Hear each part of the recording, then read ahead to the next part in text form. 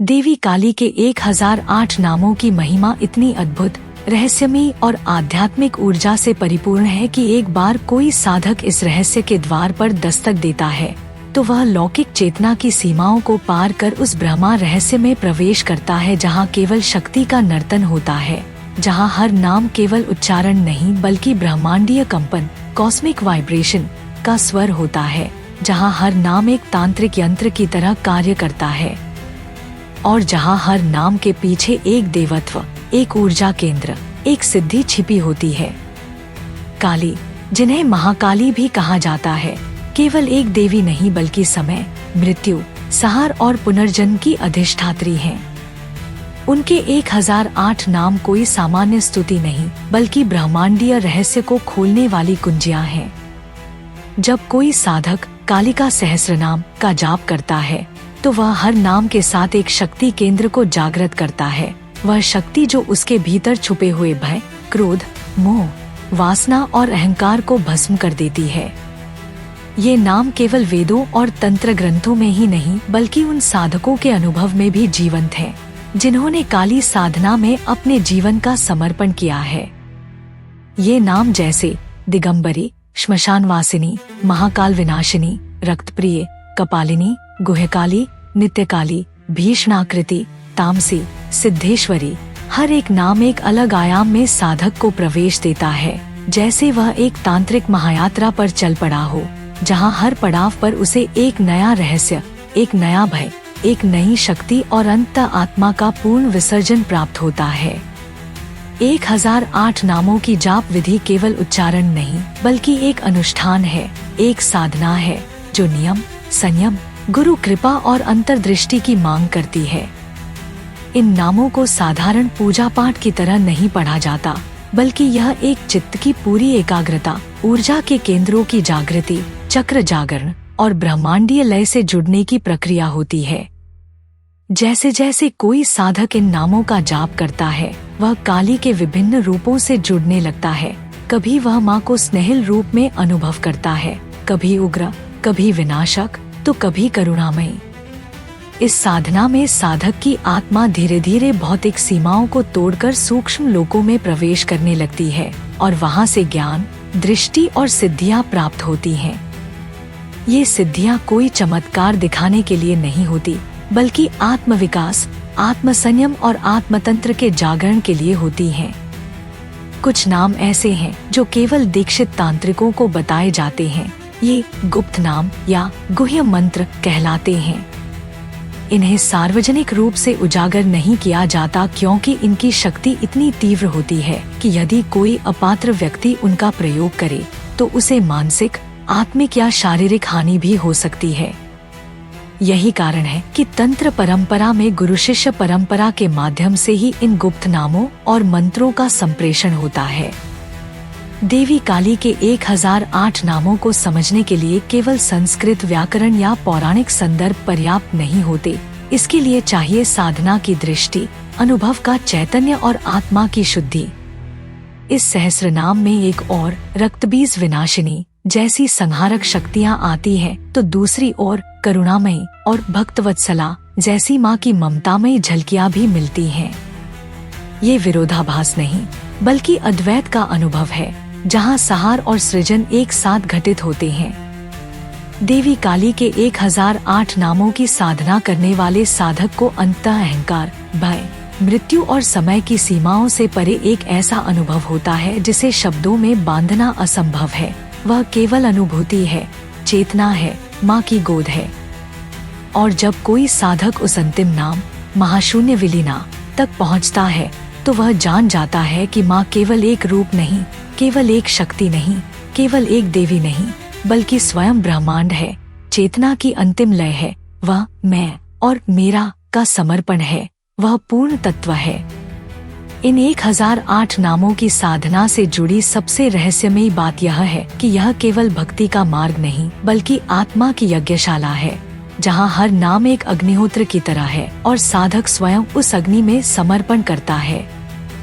देवी काली की साधना में नामों का जाप केवल बाहरी उच्चारण नहीं बल्कि भीतरी ऊर्जा की तरंगों से जुड़ने की एक तकनीक है, जहाँ हर नाम एक सूक्ष्म द्वार खोलता है, और हर द्वार के पीछे एक अनुभव, एक चेतना, एक चुनौती और एक आत्मदर्शन छिपा होता है। जैसे जैसे कोई साधक इन नामों के द्वारा माँ काली के विभिन्न स्वरूपों से जुड़ता है, वह चंडिका में उग्रता देखता है, दाक्षायणी में पार्वती का सौम्य रूप, भीम विकराल मुखी में संहारक शक्ति और महानिशा में काल के अंधकार को नियंत्रित करने वाली ऊर्जा का साक्षात्कार करता है। इन नामों का जाप एक धीमी क्रिया नहीं है, यह साधक के भीतर स्थित कुंडलिनी शक्ति को उत्तेजित करने की प्रक्रिया है। जब एकाग्र चित्त, शुद्ध हृदय और नियंत्रित जीवन शैली के साथ इन नामों का जाप होता है तो साधक की मस्तिष्कीय तरंगे ब्रह्मांडीय स्पंदनों से जुड़ जाती हैं और वहीं से एक तांत्रिक यात्रा आरंभ होती है। देवी के कुछ नाम जैसे वज्रवेदिनी, कपाल भूषणाधरा, तारात्रिपुर भैरवी संयुक्ता, कामेश्वरी प्रिय यह दर्शाते हैं कि माँ केवल विनाश नहीं बल्कि सृजन, सौंदर्य और आनंद की अधिष्ठात्री भी हैं। यही कारण है कि काली के 1008 नाम केवल श्मशान और रक्त की गाथा नहीं बल्कि आनंद, संगीत, सौंदर्य और दिव्यता का मिश्रण है। इस साधना में साधक स्वयं एक यंत्र बनता है और माँ उसमें शक्ति रूप में प्रविष्ट होती हैं। तंत्र शास्त्र कहता है कि जब तक साधक स्वयं को देवी के लिए खाली पात्र नहीं बनाता, तब तक शक्ति उसमें प्रवाहित नहीं होती। इसलिए सहस्रनाम की साधना में अहंकार विसर्जन सबसे पहला और सबसे कठिन चरण है। जब कोई साधक मृत्युनाशिनी, दुःखनाशिनी, सर्वसिद्धिप्रदा जैसे नामों का जाप करता है तो वह न केवल शब्दों से बल्कि भावनाओं और चेतना के स्तर पर माँ से जुड़ने लगता है। यह जुड़ाव इतना गहन होता है कि साधक को रात्रि में स्वप्न के माध्यम से, ध्यान में प्रतीकों के माध्यम से या कभी कभी भौतिक संकेतों के माध्यम से देवी का साक्षात्कार होने लगता है। कुछ साधकों को रात्रि के समय श्मशान में इन नामों का जाप करने की विधि सौंपी जाती है। यह साधना अत्यंत गुप्त होती है और केवल उन्हीं को दी जाती है जो गुरु से दीक्षित होते हैं। इस प्रक्रिया में देवी स्वयं साधक के भीतर के तम को बाहर निकालती हैं, उसे मृत्यु का अनुभव कराती हैं और तब जीवन का वास्तविक अर्थ समझ में आता है। इन नामों की शक्ति इतनी प्रबल होती है कि कई तांत्रिक साधक केवल कुछ विशिष्ट नामों के जाप से ही सिद्धियां प्राप्त कर लेते हैं, जैसे त्रिनेत्रधारिणी से दिव्य दृष्टि, कपालमालिनी से प्रेत शक्ति का नियंत्रण, भूतदामिनी से भूतत्व पर अधिकार और कालारात्रि से समय और मृत्यु के रहस्यों की समझ। लेकिन ये सिद्धियां केवल तब फलित होती हैं जब साधक का उद्देश्य शुद्ध होता है। यदि किसी ने इन शक्तियों का प्रयोग भौतिक लाभ या किसी को हानि पहुंचाने के लिए किया तो वही शक्ति उस पर विपरीत प्रभाव डाल सकती है। यही कारण है कि इन नामों में छुपे हुए कुछ मंत्र और बीजाक्षर कभी सार्वजनिक नहीं किए जाते। गुरु उन्हें केवल अत्यंत विश्वसनीय और योग्य शिष्य को ही देते हैं, क्योंकि इनका दुरुपयोग साधक के जीवन को संकट में डाल सकता है। इसलिए कई तांत्रिक ग्रंथों में इन नामों की साधना के लिए निषिद्ध काल, गुप्त मंत्र, विशेष आसन, बीज मंत्र सम्मिलन, यंत्र संपुट आदि की आवश्यकता बताई गई है। इन नामों का जाप यदि विधिवत किया जाए तो यह साधक को मृत्युंजयी, समय विजेता और मायातीत बना सकता है। माँ काली के 1008 नामों में वह हर तत्व समाहित है जो एक साधक को आत्म साक्षात्कार की दिशा में अग्रसर करता है। वह शब्द, वह नाद, वह अर्थ और वह शक्ति जो ब्रह्मांड को संचालित करती है।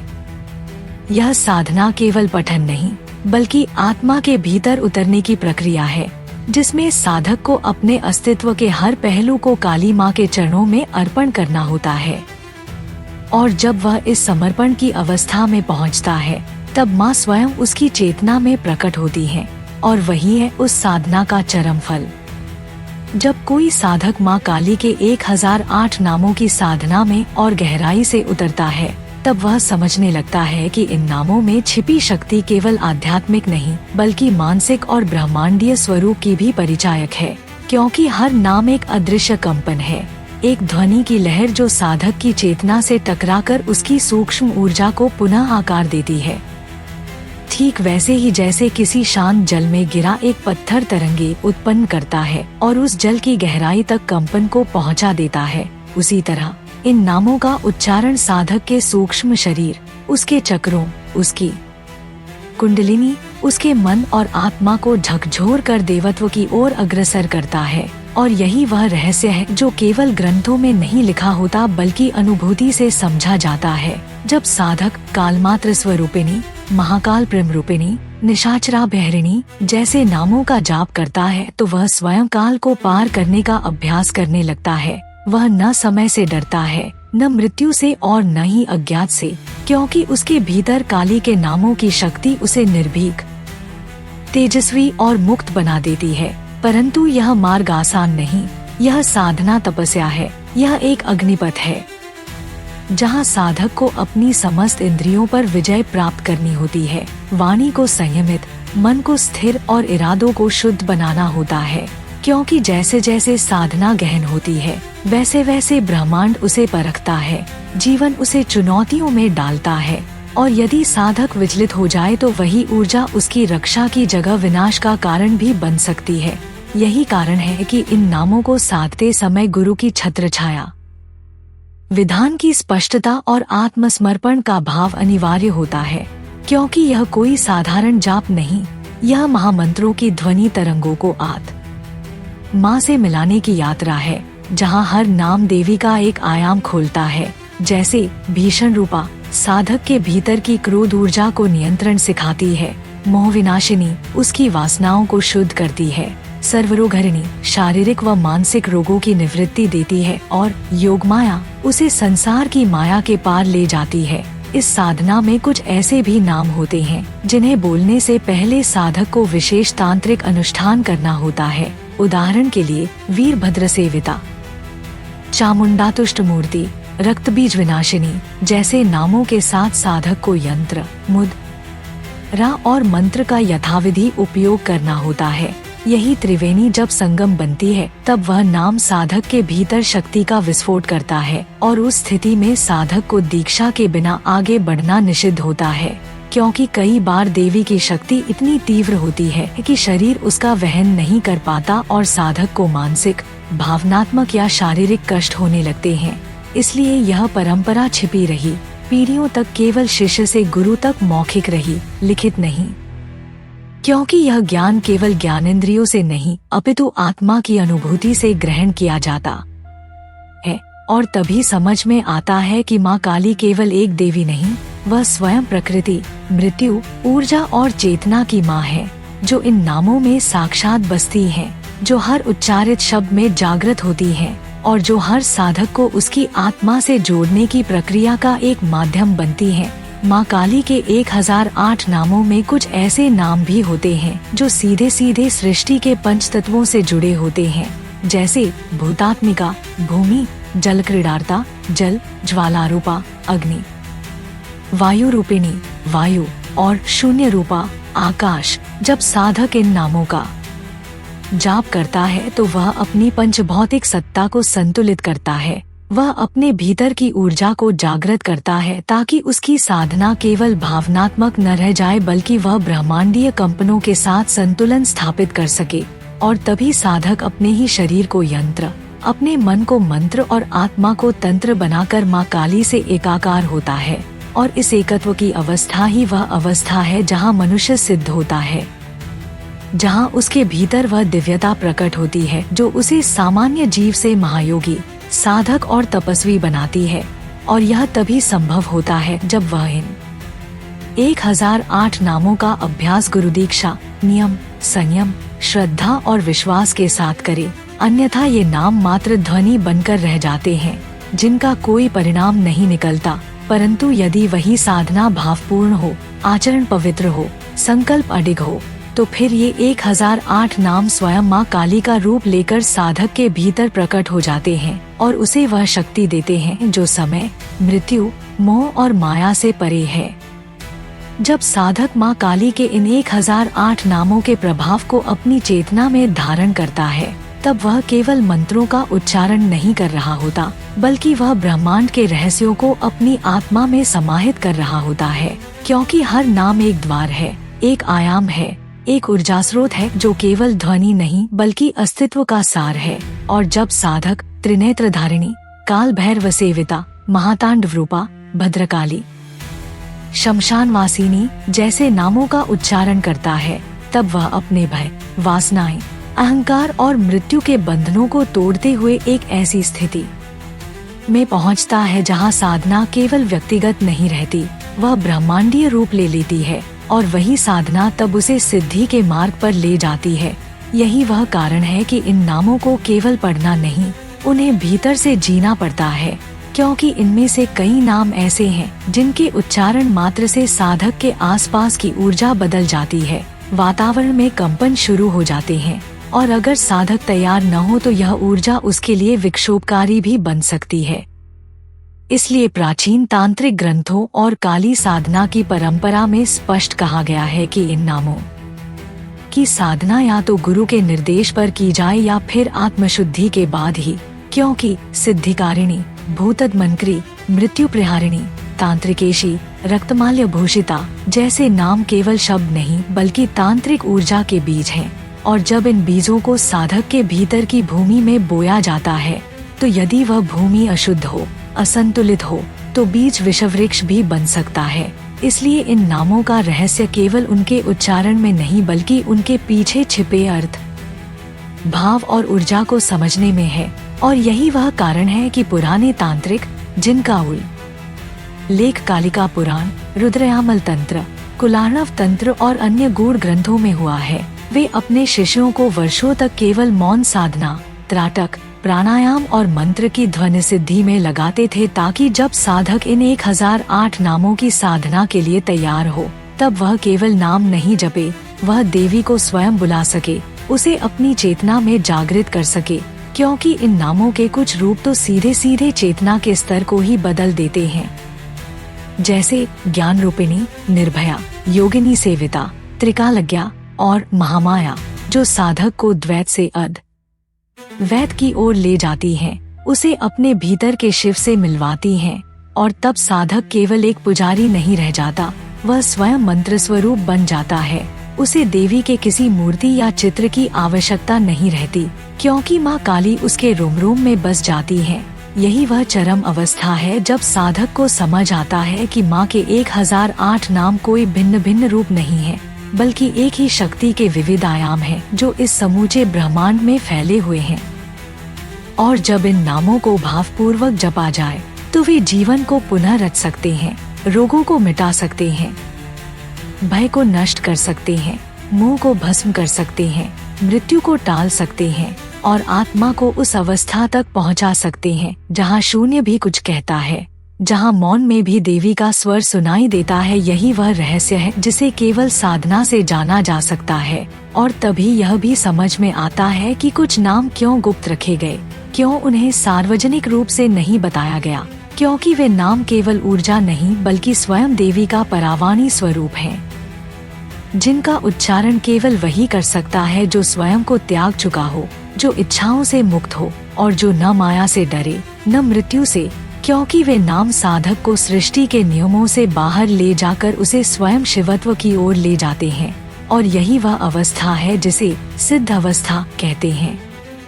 और जब साधक इस साधना के अंतिम चरण में पहुंचता है, जहां शब्द और अर्थ दोनों विलीन हो जाते हैं, वहां केवल मौन शेष रहता है, और उस मौन में जो कंपन होता है वही देवी काली का परम रहस्य है, क्योंकि 1008 नामों की यह यात्रा अंततः साधक को स्वरूप की ओर ले जाती है, जहां न तो कोई मंत्र बचता है, न कोई विधि, न पूजा, न आराधना, बल्कि केवल एक ही स्थिति बचती है, मैं वही हूँ। और उस अह की पहचान जब मिट जाती है, तब साधक जानता है कि नाम कोई बाहरी ध्वनि नहीं बल्कि स्वयं की चेतना के भीतर उत्पन्न होती दिव्य स्पंदन है। जैसे महाभैरिणी, रक्तपान प्रिया, दुर्गा, कालरात्रि, भैरवी, भूतनाथाराधिता, ये सभी नाम केवल वर्णमाला नहीं बल्कि देवी की जीवित छवियां हैं, जो अपने साधक को श्मशान की नीरवता, तंत्र की रहस्यता और योग की तीव्रता के साथ साक्षात्कार कराती हैं।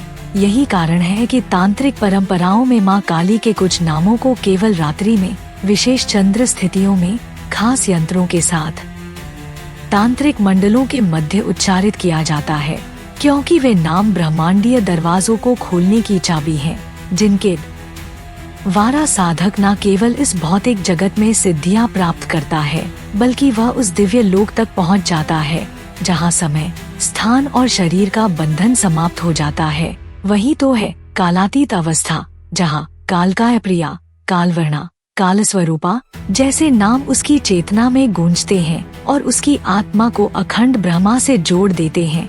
और यह भी जानने योग्य है कि कई नामों को कभी भी अकेले नहीं जपना चाहिए, क्योंकि वे इतने तीव्र ऊर्जावान होते हैं कि साधक की मानसिक और शारीरिक संरचना उन्हें सहन नहीं कर पाती। और वही नाम जिन्हें गुरु दीक्षा के बिना कोई साधक जपे, वे उसका पतन भी कर सकते हैं। यही कारण है कि इन नामों को गुप्त बीज कहा गया, जिन्हें केवल अनुभवी तांत्रिक या ब्रह्मनिष्ठ गुरु के संरक्षण में ही उद्घाटित किया जाना चाहिए। और जब साधक की साधना परिपक्व हो जाती है, तब देवी स्वयं प्रकट होकर कहती हैं, तू ही मैं है। और उस क्षण साधक के लिए समस्त नाम, मंत्र, तंत्र, शास्त्र अर्थहीन हो जाते हैं, क्योंकि उसे वह प्राप्त हो गया जो अप्रभाष्य है, जो वर्णनातीत है, जो केवल अनुभूति है। और तभी समझ आता है कि देवी काली के 1008 नाम केवल शक्ति की अभिव्यक्ति नहीं है, वे स्वयं शक्ति हैं, जिनके माध्यम से साधक जीव से शिव, मृत्यु से अमरत्व, मोह से मुक्ति और माया से परब्रह्म तक की यात्रा पूर्ण करता है। यह साधना केवल सिद्धि का मार्ग नहीं, यह आत्मविसर्जन का मार्ग है, जहाँ साधक का अस्तित्व विलीन होकर स्वयं माँ में समाहित हो जाता है। और वही है सर्वोच्च उपलब्धि, जहाँ साधक कह उठता है, नाहं देहो न मे बुद्धिया, केवलम काली स्वरूपे अस्मि। यही वह अंतिम रहस्य है जो केवल अनुभव में ही प्रकट होता है। और यही वह शक्ति है जिसे माँ काली के 1008 नामों की साधना जागृत करती है। नामों का यह महासागर साधक को उसी महासरस्वती, महाकाली, महालक्ष्मी की त्रिविध शक्ति में विलीन कर देता है, जहाँ जीवन का हर क्षण देवी का नृत्य बन जाता है। और साधक स्वयं उस तांडव का रसायन हो जाता है, जो समय को खंडित करता है, मृत्यु को वश करता है और सत्य को नग्न कर देता है। और जब साधक इस महासाधना के अंतिम छोर पर पहुंचता है, तब उसके भीतर केवल मंत्रों का उच्चारण नहीं होता, बल्कि वह स्वयं एक मंत्रमय शरीर बन जाता है। हर श्वास देवी के नाम की गूंज होती है, हर धड़कन एक बीज मंत्र की तरह स्पंदित होती है और हर विचार देवी के चरणों में लीन हो जाता है। उस अवस्था में देवी काली के 1008 नाम, जो एक समय पर शब्द मात्र प्रतीत होते थे, अब जीवित ब्रह्मांडीय शक्तियों की तरह व्यवहार करते हैं। दक्षिण काली, भीम विकराला, कराल वदना, भद्रकाली, नित्यकला, चंडमुंडनाशिनी, अष्टभुजा, भैरवी, त्रिशूल धारिणी, वज्रप्रिया जैसे नाम अब केवल अर्थ नहीं, बल्कि साधक की चेतना के हर स्तर को रूपांतरित कर देने वाले अनुभव बन जाते हैं।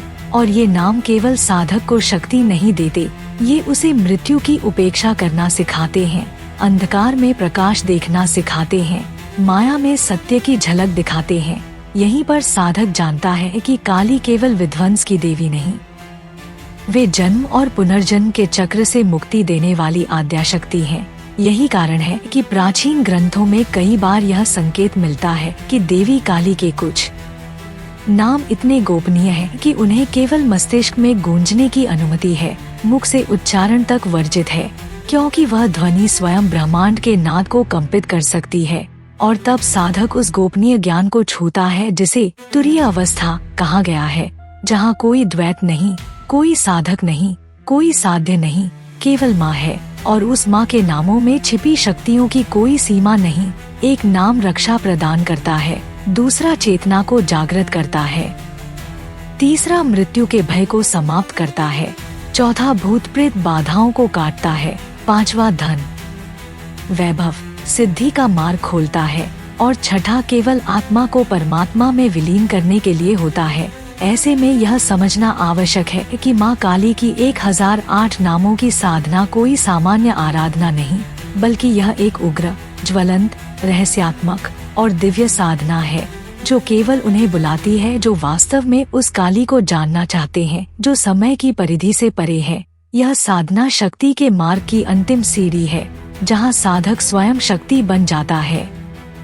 और जब वह अंतिम नाम का जाप करता है, तो उसके भीतर एक वज्र समान प्रकाश फूटता है जो उसकी आत्मा को रोशन कर देता है। तभी उसे प्रतीति होती है कि ये नाम केवल शक्ति के वाहन नहीं, ये चेतना के बीज है। हर नाम एक द्वार है, हर मंत्र एक कुंजी, और इस संपूर्ण साधना में गुरु का स्थान सबसे महत्वपूर्ण होता है, क्योंकि बिना गुरु के ये नाम केवल शब्द रहते हैं, उनके भीतर छिपी शक्ति कभी प्रकट नहीं होती। इसीलिए माँ काली के 1008 नामों की साधना में दीक्षा, गुरु मार्गदर्शन और मौन अभ्यास की विशेष आवश्यकता होती है। और अंततः साधक समझता है कि जब वह कालस्वरूपा, महाकाल प्रिया, संहारिणी, काला रात्रि, कपालिनी जैसे नामों का ध्यान करता है तो वह स्वयं काल की रेखा से बाहर खड़ा होता है, और फिर वह माँ से कुछ नहीं मांगता, क्योंकि माँ उसे स्वयं ही सब कुछ सौंप देती है। साधक अब साधक नहीं रहता, वह स्वयं देवी का जीवित प्रतिबिंब बन जाता है। और यही है इस साधना का चरम सत्य, कि जो माँ के नामों में लीन हो गया वह फिर इस संसार में कभी खो नहीं सकता। वह हर युग में, हर जन्म में देवी की कृपा में सुरक्षित रहता है और अंततः वही पूर्णता को प्राप्त करता है। और यही वह रहस्य है जो आज भी केवल कुछ ही साधकों को ज्ञात है। और यही वह शक्ति है जो इस वीडियो को देखने वाले हर आत्मा को बुला रही है। यदि तुम्हारे भीतर वह ज्वाला है, यदि तुम्हारा हृदय माँ काली के नाद से कंपायमान होता है, तो जान लो यह कोई संयोग नहीं, माँ तुम्हें बुला रही है। 1008 नामों की यह साधना केवल एक पथ नहीं, यह स्वयं माँ का निमंत्रण है। आओ इस मंत्र में यात्रा का आरंभ करो और स्वयं को माँ में विलीन होते देखो।